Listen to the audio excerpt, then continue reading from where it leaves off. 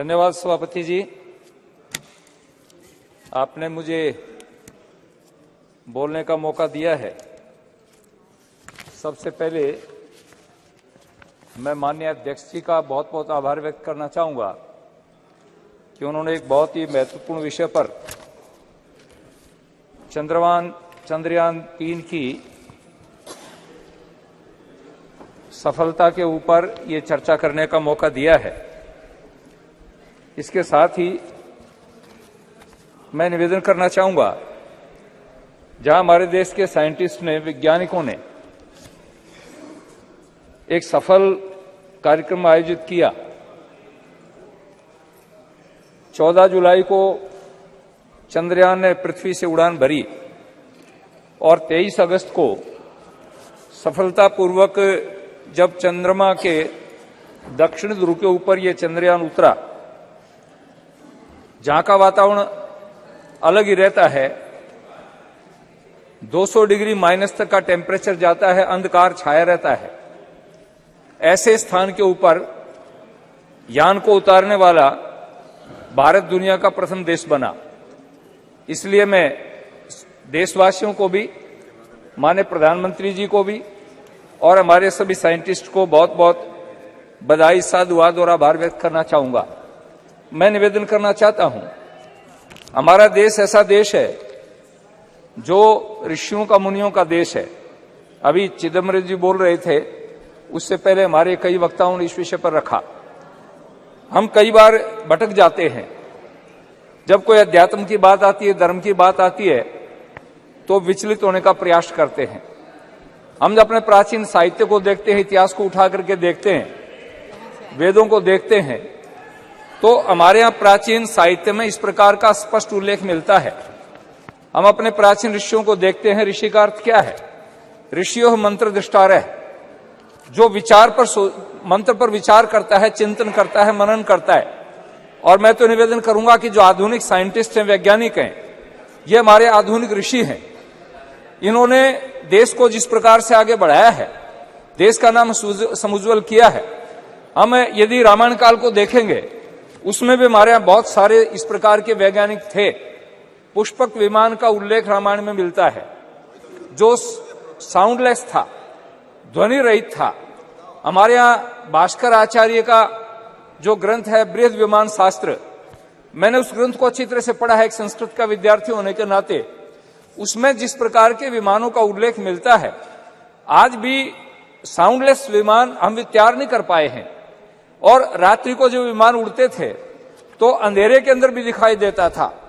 तो उस स्थान तक पहुंचते पहुंचते हमारे दुनिया के वैज्ञानिकों को भी अभी अध्ययन करना पड़ेगा, रिसर्च करना पड़ेगा। हमारे के जो दर्शन के विद्वान थे, गौतम थे, कणाद थे, कपिल थे, उन्होंने परमाणु के ऊपर और अणु पर जो विचार किया, हमने उन दर्शनों को कई बार नास्तिक दर्शन कह दिया। जिस ग्रंथ के अंदर यदि धर्म की चर्चा ने, उसको नास्तिक कह देते हैं, और यदि धर्म की चर्चा होती उसको अंधविश्वास कह देते हैं।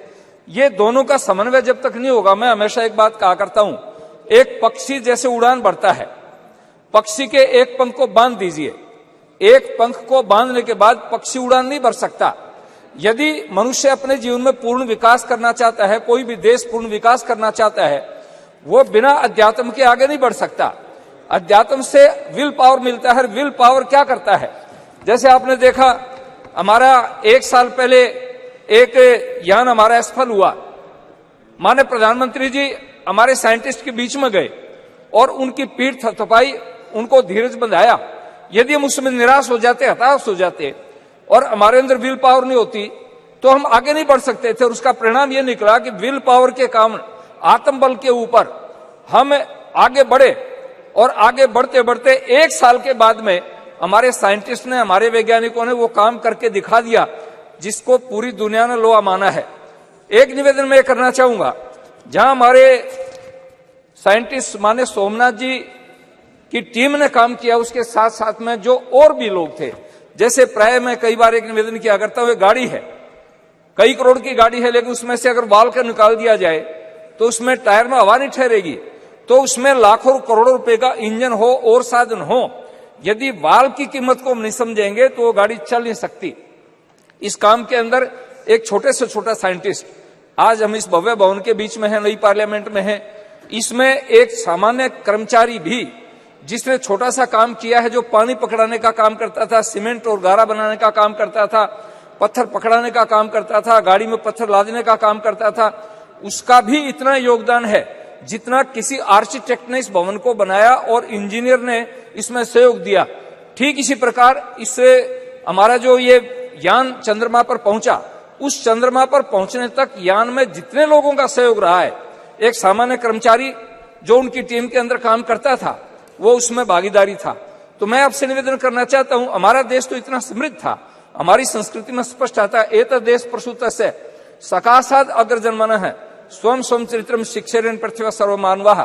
हमारे देश के ऋषियों के चरणों में तो नालंदा जैसी यूनिवर्सिटी, अभी G20 हुआ, माने प्रधानमंत्री जी जहां खड़े थे उसके बैकग्राउंड के अंदर नालंदा विश्वविद्यालय का एक बैकग्राउंड दिया।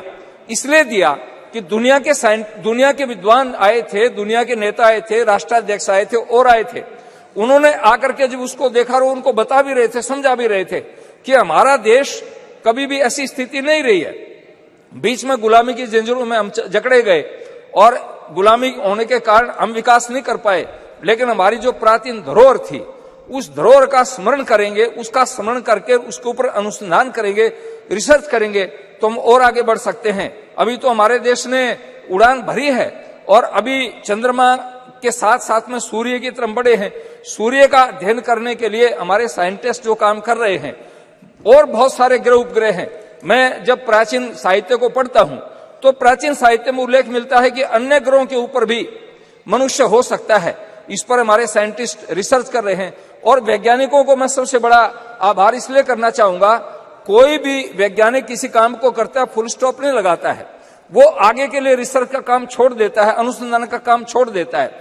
इसलिए मैं निवेदन करना चाहता हूं कि हमारे सारे जितने भी वैज्ञानिक हैं, उन्होंने जिस काम को किया है चंद्रयान 3 के ऊपर और दूसरे इसके ऊपर, प्रारंभ से लेकर के देश की आजादी के बाद में जब से इस काम इसरो का काम प्रारंभ हुआ या हमारी जितने अन्य रिसर्च सेंटर हैं उनमें काम हुआ, उन सब का आभार व्यक्त करता हूं। और खास तौर से आज ये महिला बिल आया है, मैं उन बहनों को भी, महिलाओं को भी बहुत बहुत आभार व्यक्त करूंगा जो इसमें शामिल थी। हमारी नंदिनी हरिनाथ, डॉक्टर रितु कारीधाल, श्रीवास्तव जी, मिनल जी, रोहित, अनुराधा टीके सहित अनेक महिलाएं जो इसमें थी। मेरे क्षेत्र की भी एक बेटी इस टीम के अंदर सम्मिलित थी। मैं उन सबको बहुत बहुत बधाई देना चाहूंगा और मैं आशा करूंगा कि हम अपनी प्राचीन अध्यात्म की धरोहर को लेकर के, प्राचीन दर्शन शास्त्र वेदों की धरोहर को लेकर के और आधुनिक विज्ञान का समन्वय करके इस देश को आगे बढ़ाने का प्रयास करेंगे। मैं पुनः माननीय प्रधानमंत्री जी का आभार व्यक्त करूंगा। कई बार हमें ये कहते, साहब आप इनका धन्यवाद क्यों कर रहे हो? किसी के किए हुए उपकार को न मानना कृतज्ञता होती है। और हमारा शास्त्र कहता है कि दुनिया में सभी पापों का प्रायश्चित हो सकता है, लेकिन कृतज्ञता का प्रायश्चित नहीं हो सकता। इसलिए हमें उन सभी लोगों के प्रति कृतज्ञ होना चाहिए जिन्होंने इसमें योगदान दिया है।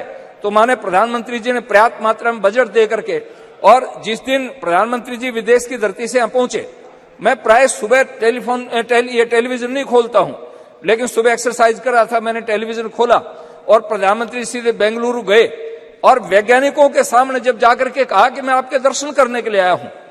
देश की, दुनिया का एक सबसे बड़ा नेता और हमारे साइंटिस्ट के सामने जाकर के जब उनके सामने कहता है मैं आपके दर्शन करने के लिए आया हूं, आप अनुमान लगा सकते हो कि हमारे साइंटिस्ट का कितना प्रोत्साहन बढ़ा होगा, कितना उत्साह बढ़ा होगा। और उत्साह बढ़ने पर ही आदमी काम करता है। तो मैं पुनः माननीय प्रधानमंत्री जी का और हमारे सभी वैज्ञानिकों का बहुत बहुत आभार व्यक्त करता हूं और आशा करूंगा कि हमारा देश दुनिया की बुलंदियों को नापे और ये देश आगे बढ़ता चला जाए। हमारे प्राचीन ऋषियों के जो भाव थे वो भाव सफल हो। धन्यवाद। जय भारत।